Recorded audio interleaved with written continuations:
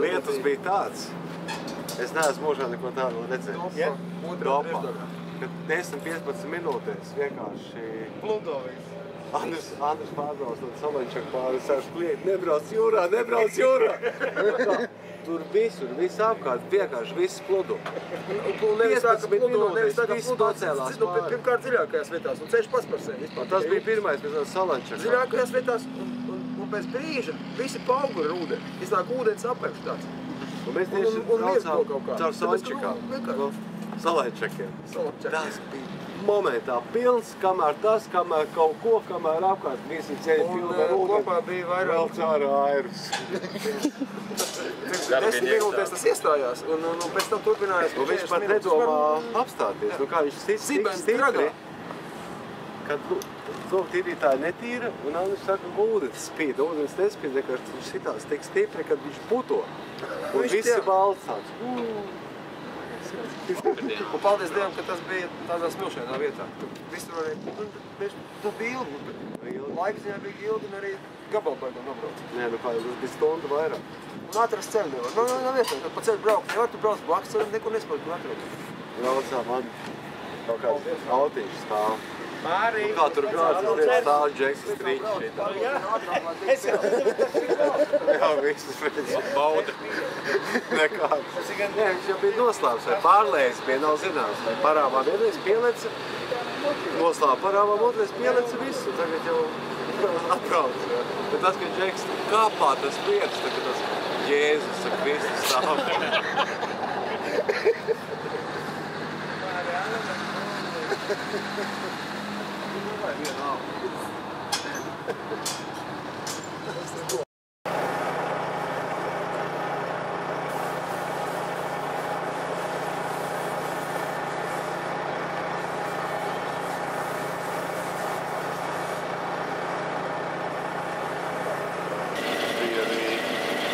Viss kaut kas, viss iespējams. Ciets segums, mīksts segums, kā pa stepi, it kā celiņš, ja, bet iekšā smilts, ja, vajagā tempā. Visu laiku ar iepu spiedieniem jāspēlē pa sāls ezeru vālējā. Nekad mūžā nebija braucis. Lūdzu, tā kā galva. Pilns, cik iet. Nepaliks lidans lietas, nebija tajā vietā? Īsti tā kā nē, bet... Tev mālas? Nē, ļoti labi turējās, varēja braukt. Saka, bija tik daudz visādi notikumu, jā, kas šim dzīvē nebija piedzīvot, bet mašīna izturēja pāris reizes, gan bija kaut kādas sitienas apdabujām kāpās, ļoti asas tādas kāpas, īsas asas, uziet nākamā pretī, tad purna. Kā otrā pārnesumā nekas ātrums liels nav. Nu, neko nesaskādējām, bet vajag daudz reizes atsitāmies. Smilts, pilns, viss salons, viss smiltīgi, viss tašķi. Pēc tam vēl slapš, ja? Viss pilnīgi slapš un sēdi. Bet patiesībā pēc 3-4 stundu braukšanas tajā slapjā kombinācijām patīkams ir. Jā. Nē, nu pirmkārtām jau tām problēmām, kas mums tehniskās esam jau apraduši, un tagad zinām, kā ar viņām ko darīt un kā tik galā. Ņem un brauc tikai. Bet šodien, es domāju, izšķīra visu tā māka, vai pareizāk sakot, nemāka braukt pa kāpām. Tur mums tās pāris dienu pieredzes, kas ir īsti nepietika un riktīgi norakāmies. Cik reizes?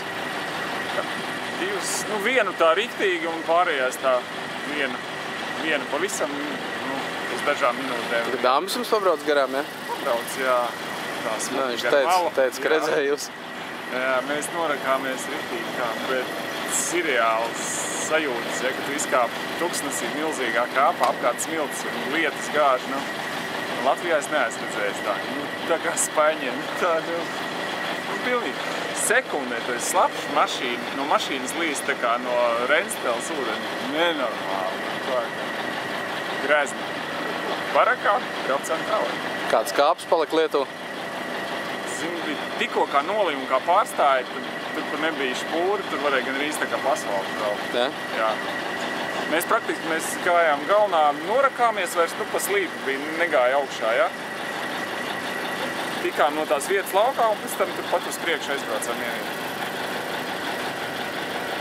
Jā. Nu ko, jāmācās.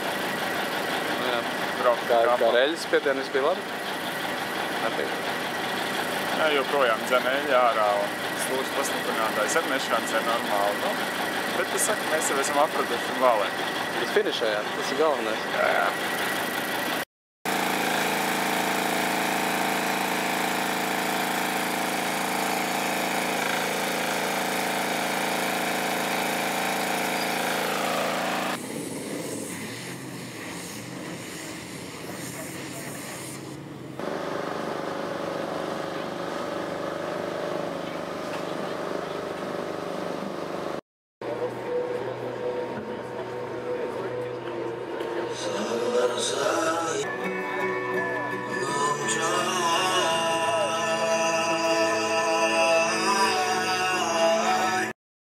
Var uzlikt filmu, kā viņš pārstāvļa pāri vienkārši tāds.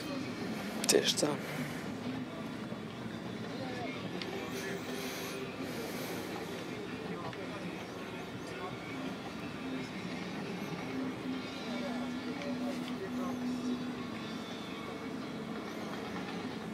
Nu, jā, vienu kadru, kad Toms aizbrauc.